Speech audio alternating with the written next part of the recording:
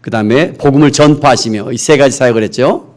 그래서 이거 3대 사역이라는데 이것을 가리켜서 사랑의 빛 교회는 주보 앞에 얘기하죠. 사랑의 빛, 행복한 웃음, 하나님 나라의 비전 이렇게 해왔습니다.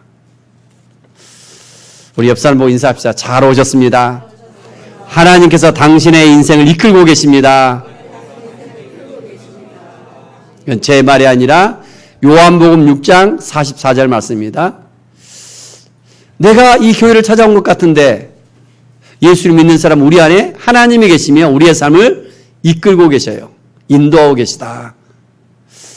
요즘 생명의 삶 빌립보서를 보기 시작하는데 빌립보서 1장 6절 말씀 저도 정말 좋아하는 것 같아요.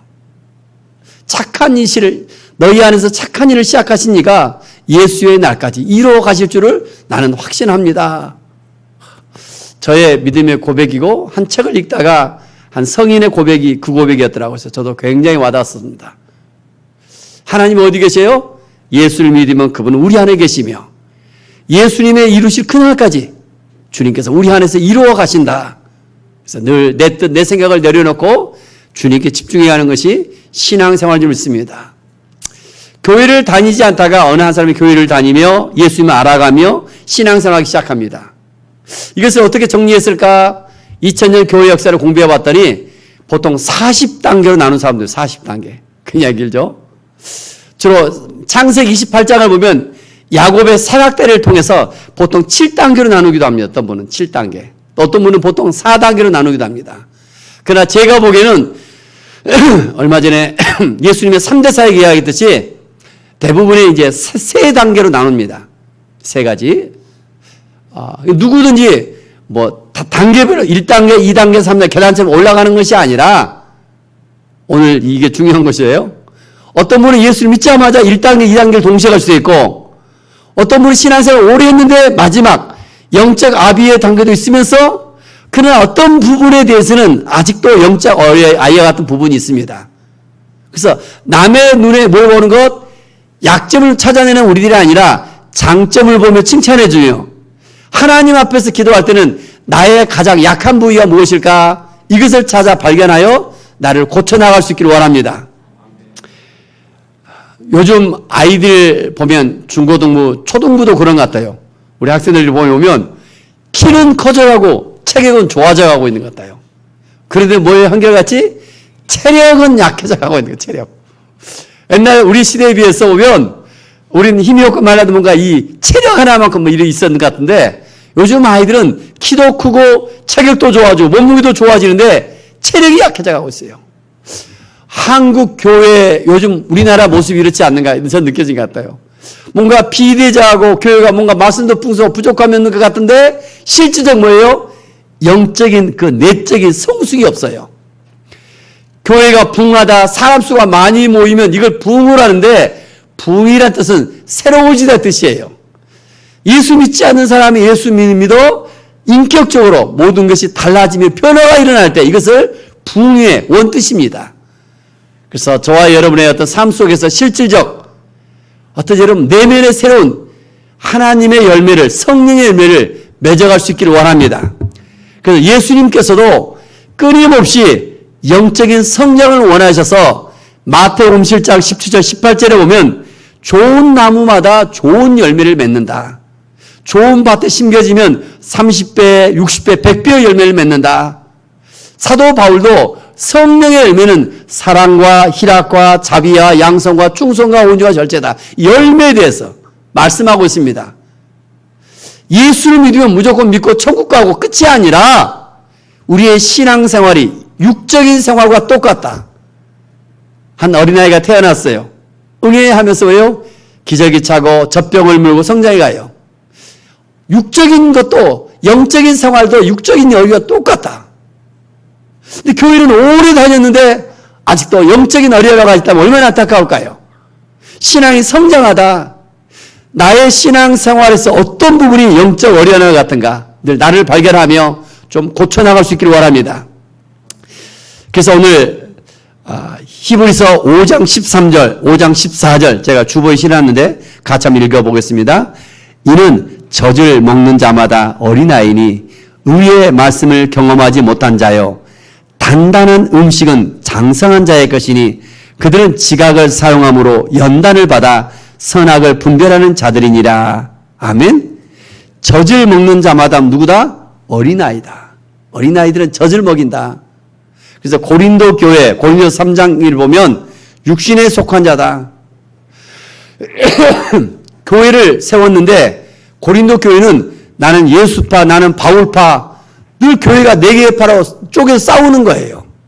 요즘 한국 교회도 어느 교회가 갑자기 건축을 하자 했어요. 근데 반대파와 싸우는 거예요.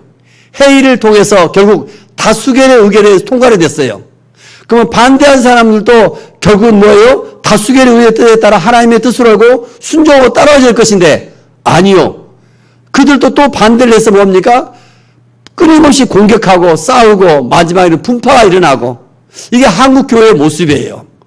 이유가 뭘까요? 성숙되지 아니해서 영적으로 성장되지 아니하는 한국 교회의 모습이고 또 심지어 언론 매체를 통해서 교회를 다닌 사람들을 기독교를 개독교를 하고 세상 속에서 비난을 많이 해요. 이유가 뭘까요? 저와 여러분 예수를 믿는다면서 세상 속에 나아가 그리스도인으로서 빛을 덕을 세우지 못하는 우리의 어떤 모습들 때문에 이와 같은 일이 일어난 것이죠. 3.1운동 일어날 그 당시만 봐도 3.1운동을 일으켰던 핵심적인 사람들이 다 예수 믿는 사람들이에요. 나라를 생각하며 민족을 생각하며 이웃을 섬기며.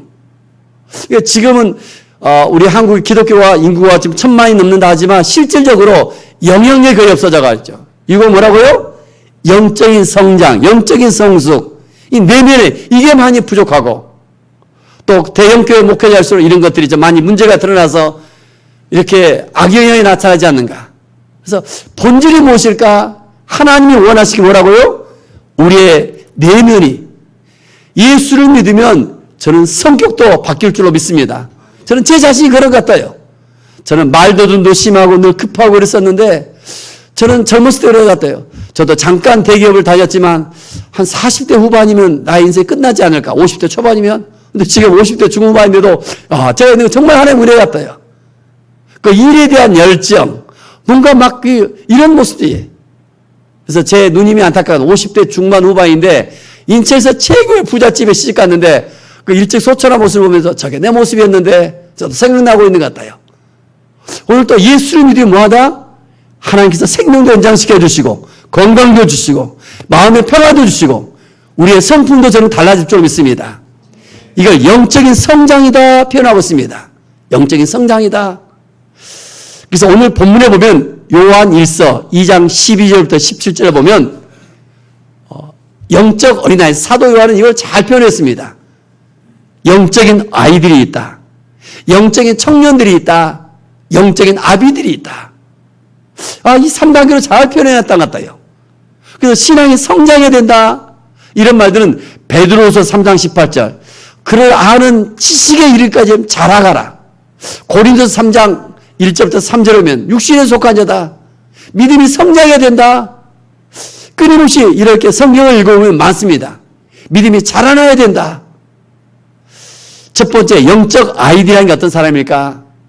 내가 예수를 믿지 않다가 교회를 다녔어요. 어느 순간 예수님을 내 마음에 영접했어요. 그럼 어떤 일이 일어날까? 요한일서 2장 12절 제가 주고 있죠. 한번 같이 한번 읽어봅시다. 자녀들아 내가 너에게 쓰는 것은 너희 죄가 그의 이름으로 말미암아 사함을 받았으며 너희 죄가 그의 이름으로 사함을 받았으며 죄를 사함 받는다. 예수를 믿지 않다가 예수를 믿는 순간 어떤 일이 일어났다고요? 죄에 대해서 민감하기 시작합니다. 예수를 믿지 않은 사람들은 내 마음에 예수를 믿지 않는 사람들은 죄를 짓는 것을 뭐예요? 즐거워하고 그것을 자랑해요. 정말 그렇다니까요. 죄 속에 빠져있는 어느 한 사람이 제 앞에 와서 제 모양실 이야기해서 깜짝 놀랐어요. 목사님 저는 지난날 밤에 젊은 여자랑 잠을 자봤는데 너무 좋더라고요. 이 사람이 완전히 여기 죄 속에 빠져있고 제가 금방 느꼈어요. 심각한 거예요.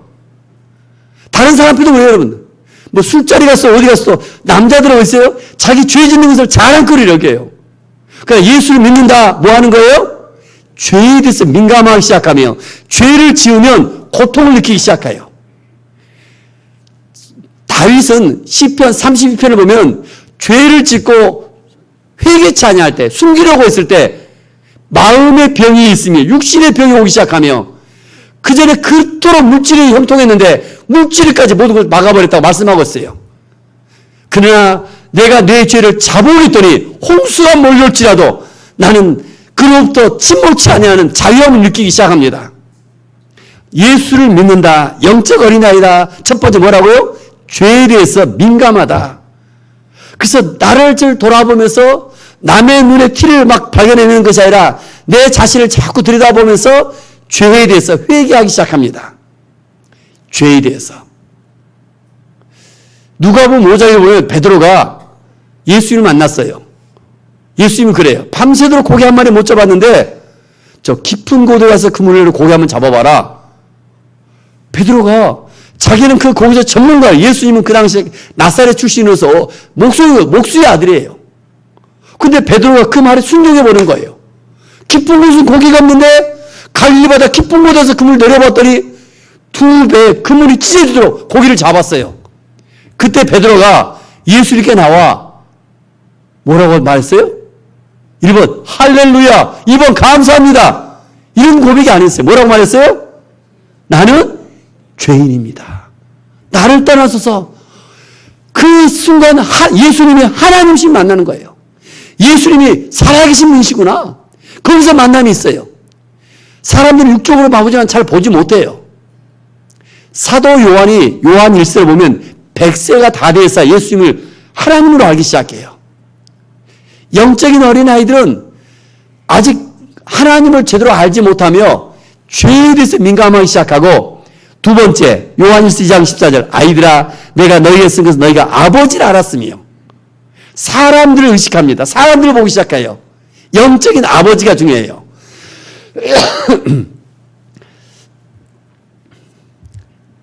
영적인 아이들, 특별히 영의 세계에서는 정화의 과정이라고 합니다. 세상과 분리된 삶을 살기 시작합니다. 물과 기름이 섞여도 없이 예수를 믿는다면 세상 속에서 때로 왕따를 당하고 손가락질 당하기 시작합니다. 이게 이제 영적인 아이들. 제가 우리 살아있게 밑에 많이 해놨죠. 예수를 믿는다는 것은 운전을 하면서 운전대를 내가 잡고 예수님을 뒷좌석에 태우고 옆좌석에 태우는 것이 아니라 운전석을 예수님께 내어드리는 것인데, 아직 영적인 아이들은 자기가 중요해요. 그래서 내가 결국 운전을 하면서 예수님을 뒷좌석에 모시고 옆좌석에 모시고 다녀요. 예수님, 저 운전 잘하죠? 예수님, 저 어떻게 해야 될지 저 좀 도와주세요. 정말 예수님 믿는 것은 이 운전석의 운전대를 예수 옆에 내드리는 것인데 늘 자기가 주도해 가요. 내가 중요해요. 내 경험이 중요해요. 야, 교회 다녀도 돈이 중요하더라. 교회 다녀도 다 있어야 되더라. 뭔가 자기 경험으로 모든 걸 판단해요. 교회가 그런 곳일까요? 주님이 그럴 것일까요? 여러분, 주님이 원하시는 그 본질이 무엇일까? 오늘도 정말 그런 것 같아요, 여러분. 자, 사랑의 빛교회를 다니는 첫 번째 영적인 아이들로서 우리 이수리 목사님만 이제 길교주를 통해서 많이 가르치고 있습니다. 어떻게든 죄에 대해서 알아가도록, 하나님이 살아가도록. 그래서 우리가 사랑의 빛교회 어떻게든지 거듭남, 요한복음 3년 많은 말씀을 전하면서 거듭날 수 있도록, 죄에 민감할 수 있도록, 영적인 어린아이 단계다. 그래서 영적인 어린아이 되면 그로 그치는 것이 아니라 신앙이 이제 자라나야 되겠죠. 성장해야 되겠죠. 영적인 청년 단계는 어떤 단계일까? 요한 1서 2장 13절 14절 제가 주보에 된 거 같이 한번 읽겠습니다. 청년들아 내가 너에게 쓰는 것은 너희가 악한 자를 이겼습니다. 청년들아 내가 너에게 쓴 것은 너희가 강하고 하나님 말씀이 너희 안에 거하시며 너희가 흉악한 자를 이겼습니다. 악한 자, 흉악한 자 한번 동그라미 보세요. 그 보이지 않는 세계에 악한 자가 있고 흉악한 자가 있다. 이게 굉장한 것이에요, 여러분. 눈에 보이는 세계가 다가 아니라 보이지 않는 세계가, 과학에서도 마찬가지 70% 하늘의 별도 보이는, 우리 눈에 보이는 별이 다가 아니라 보이지 않는 별이 훨씬 더 많습니다. 세상에 정말 또 중요한 것은 눈에 보이지 않습니다. 전파, 우리가 리모컨을 누르면 딱 TV가 켜져요. 전파 보이지 않아요. 공기가 먹는 밥보다 더 중요해요. 밥은 며칠 안 먹어도 살아갈 수 있지만 공기는 몇 분만 안 마시면 죽잖아요. 보이지 않는 것이 훨씬 더 소중하다. 근데 그 보이지 않는 세계에 주도하는 걸 누가 있다? 하나님이 계시고 천사들이 있고 사탄 마귀가 있고 귀신들이 있다. 그런데 신앙생활 하다가 보니까 예수를 영접했더니 이 세계가 보이기 시작해요. 악한 영이 있구나. 이 악한 영들이. 오늘 이 악한 영들이 어떻게 공격을 할까? 이 시대는 금방 눈을 열어보면 합니다. 여러분한테 정말 묻고 싶어요. 요즘 시대 귀신이 어디 있어요, 여러분? 그걸 어떻게 또 믿냐고 그래요. 그러나 분명히 있어요. 요즘 시대 귀신들이 어디 있을까? 저는 금방 느끼는 것 같아요. 문화를 다 점령해 놓은 것 같아요, 문화를. 스마트폰 하나 내밀어도 유튜브나 뭐 게임이나 다 보면 그 사탄의 게임이에요, 거의 다. 이 시대의 어떤 문화를, 뭐 영화를 보더라도 뭘 보면 그 문화 속에서 이미 점령돼서 이것을 광명한 천사다. 창세기 3장에 보면 마귀가 어떻게 해요? 하나님 말씀을 왜곡시켜서 아담과 하와에게 접근해요. 기가 막히게. 내가 이렇게 마귀다 이렇게 나타나는 것이 아니라 광명한 천사가 되어 얼마나 간교하게 우리를 유혹하고 있는가. 이런 싸움에 이길 수 있는 비밀이 뭘까? 악한 자를 이겨낸다. 흉악한 자를 이겨낸다. 영적 전쟁이라고 합니다. 그죠? 이 전쟁, 이 싸움. 이 싸움을 통해서 결국 예수님의 십자가의 비밀을 알기 시작합니다. 나로서는 마귀를 이겨낼 수 없지만 어떻게 해요? 예수님 이름만 불러도 승리는 주는구나. 예수님의 이름만 불러도 한 길로 왔다가 7길로 도망간다. 십자가를 통해 다 이뤄놓았다. 골로새서 2장 14절 15절 이미 악한 자의 머리가 다 끝이 났고 우리의 죄는 다 용서받았다. 창세기 3장 15절을 보면 이 하나님께서 뱀을 저주합니다. 여자의 후손을 통해서 너의 머리가 깨어질 것이다. 예수님께서 이제 예수님의 십자가 사건을 통해서 사탄의 머리를 끝이 나며 그들은 발꿈치만 요동하고 있는데 예수 믿는 사람들을 공격합니다. 예수를 안 믿는 사람을 공격하지 않아요. 그런데 놀랍게도 요즘 이단들이 여호와 증인이나 신천지가 누구를 공격해요? 예수 믿지 않는 사람을 공격하는지 알아요. 교회가 있는 교회 다니는 사람들 꼭 공격해요. 기가 막혀요. 로마서에 보면 사도 바울이 뭐라고 합니까? 나는 주의 이름으로 전파되는 곳에 그들에게 전하지 않겠다. 할 수만 있다면 불신자 전도에 집중해야 될 것인데 오늘 또 그런 것 같아요. 영적 전쟁, 영적 어린아이에서 영적 전쟁을 하기 시작한다. 두 개가 동시에 오기도 합니다. 그래서 저도 많이 그랬던 것 같아요. 이런 삶 속에서. 그래서 이길 수 있는 비밀이 무엇일까? 우리 남성들은 제가 하나님을 경험하는 삶, 또 우리 여성들은 마더와이즈, 아이들을 어떻게 키울 것인가? 실제 삶 속에서 가정에서나 일상적인 변화가 일어나도록 이런 것을 우리 교회에서 가르치고 있습니다. 이제 에클레시아 영성 수련회 갔다 오시면 알겠죠? 내책주의 수양회 어디 영적 삶을 이겨낼 수 있도록. 그래서 그 선악과가 있어요. 이제 교회를 다니면 예수 믿는 사람들이 있어요. 자기만의 선악과가 있어요. 이것을 좀 이겨냈으면 정말 그런 것 같아요. 주일날 설교를 많은 사람들이 애화 중심을 많이 해나갑니다. 쉽고 간단하게 어린아이처럼. 저는 다른 애화가 아니라 이렇게 쭉 말씀을 전하다 보면 우리 성도들이 많이 생각난 것 같아요. 우리 김윤영 쌤 생각할 때 정말 저는 감사한 것 같아요. 주일 성수에 분명한 이 선악과가 분명히 그 선이 있는 것 같아요. 이걸 딱 대하는 순간. 대기업을 다니면서 얼마나 힘든데도 그 가운데 국제대학원을 다니고 공부를 하시다고요? 근데 토플이라는 영어 시험을 봐야 되는데 꼭 주일날이지, 주일날. 토요일에 있는 시험은 1년에 한 차례인가? 거의 비밀이에요. 6개월에. 한번 있다가 어떻게 해야 될 것인가? 기도할 때. 하나님. 그랬더니 그 시험 속에 정말 주일 성수를 꼭 하고 싶은데 토요일에 그 시험에 한 번에 합격을 해야 되는데 작자고 기도했더니 생각지 못해 더 좋은 결과가 났습니다. 조용한 저한테 간증을 해주는데 얼마나 저도 도저히 되었던지. 그 자기만의 신앙생활을 하면서 우리 목회자는 다양한 사람들을 만나는 거죠. 어떤 분은 이런 점에 있어서는 영적 압이에요. 모두가 다 가지고 어떤 부분은 또 이분이 또 약해요. 서로의 좀 장점들을 봤으면 참 좋겠어요. 우리 쉽게 약점을 보는데 하나님 보시기에 나는 어떤 분이 약한가 이것을 찾아내는 거예요. 오늘 말씀 속에서 제가 어떤 분, 내 삶 속에서 조금 더 좀 연합하며 그래서 영적인 세계에서는 정화의 과정만이 아니라 조명의 과정이 있어요.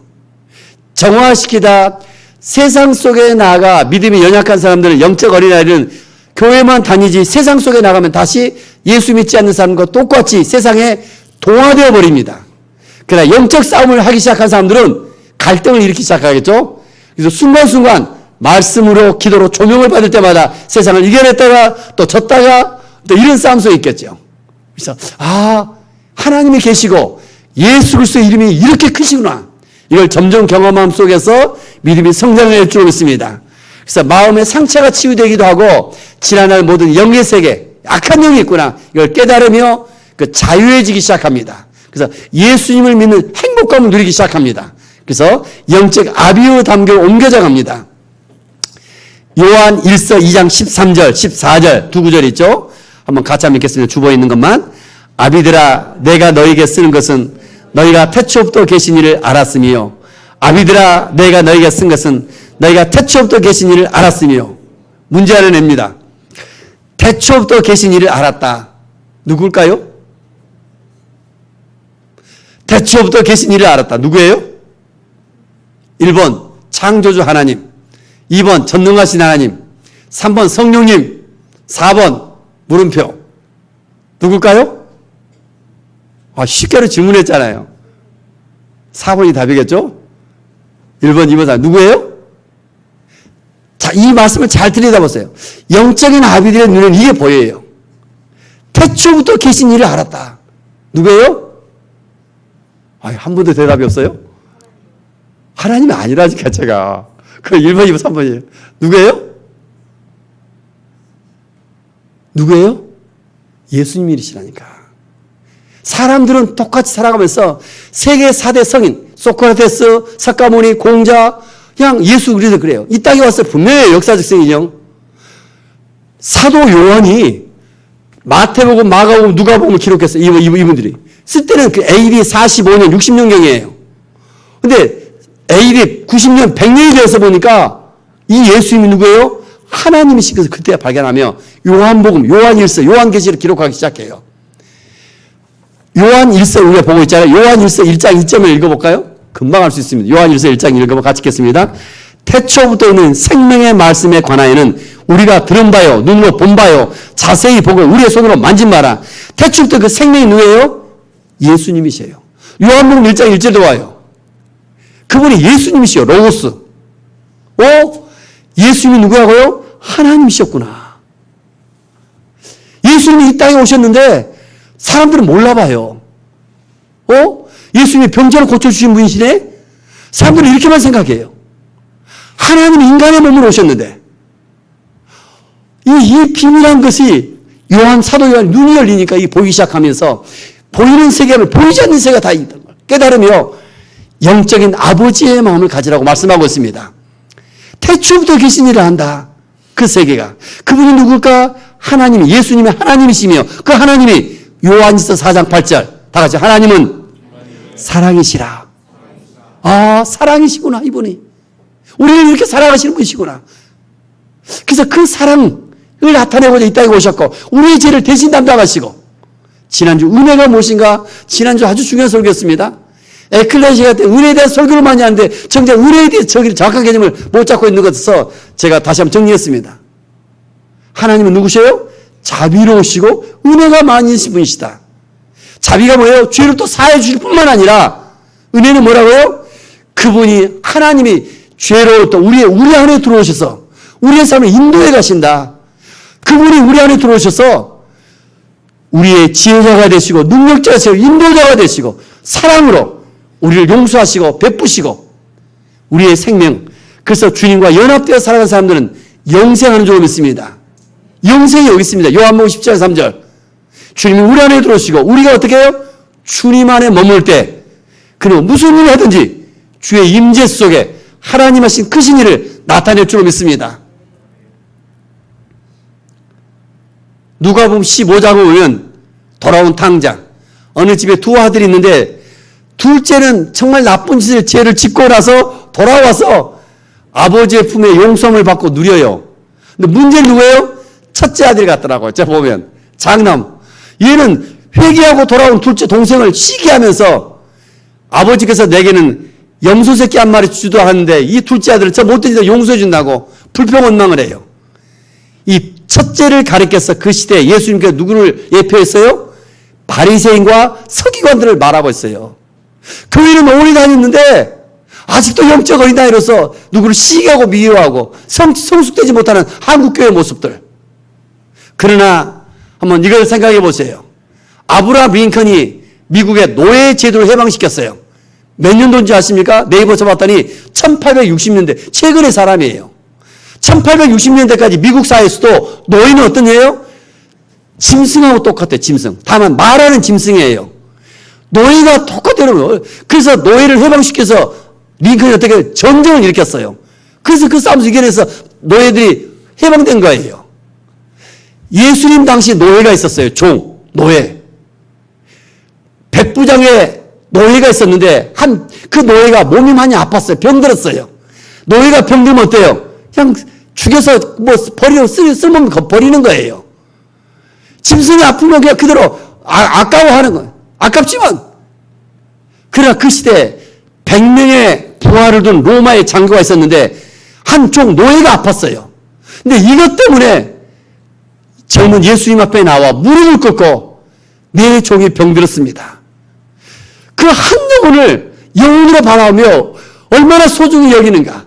예수님 무릎 꿇으며 예수님 내 종 좀 고쳐달라는 거예요. 예수님은 오실 필요 없고 말씀만 하시면 너희 고쳐질 거라는 거예요. 예수님이 백부장 이 믿음을 보시며 이보다 더 큰 믿음의 사람이 없다 칭찬해줘요. 오늘 그런 것 같아요. 영적인 아비들 오늘 이 땅에 살아가면서 오늘 또 교회에 누가 왔는가 안 왔는가 이제 힘들어하는가 우리 주변에 그 한 영혼을 저는 천하보다 귀하게 여기는 그 한 영혼을 사랑하는 마음이 있는 분이 영적인 아비인 줄 믿습니다. 그래서 우리 새벽에 제가 그랬어요.